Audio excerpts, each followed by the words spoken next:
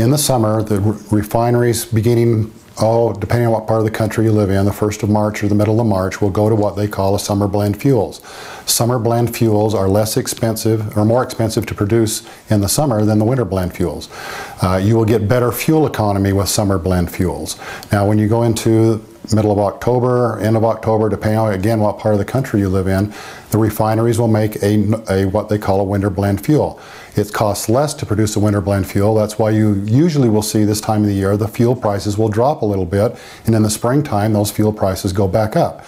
The winter blend fuels, you'll get anywhere from 10 to 15% less fuel economy than you will with your summer blend fuels. So it's very important if you're doing any baseline tests that you factor that into that, because if you do a baseline when you were doing summer blend fuels and they shifted over to winter blend fuels, you might not see an improvement, but in reality you may have a 15% improvement. So it's very important to understand that.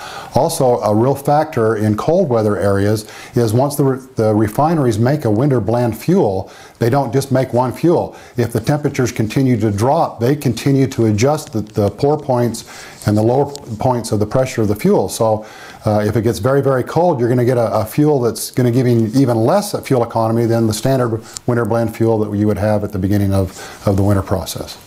Just because a refinery makes a fuel doesn't mean that an 85 octane or an 87 octane is the same octane from every refinery and the same BTU value from every refinery.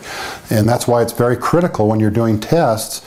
And I always say same driver, same route, same load, and same fuels. And the reason the same fuels is because if you're buying fuel from Chevron, and even though it's a 91 octane, and the BTU value of that 91 octane has a rating in between, there's a range in there that can be part of that octane level. So you may be buying an 80,000 BTU value from Chevron, and if you go to a discount place that sells fuel, it might still be rated a 91 octane, but it may be a 78,000 BTU factor. So you're going to get less economy on that type of a fuel. So it's very important to stay from the same fuel, some refineries or same stations when you're filling up with fuel.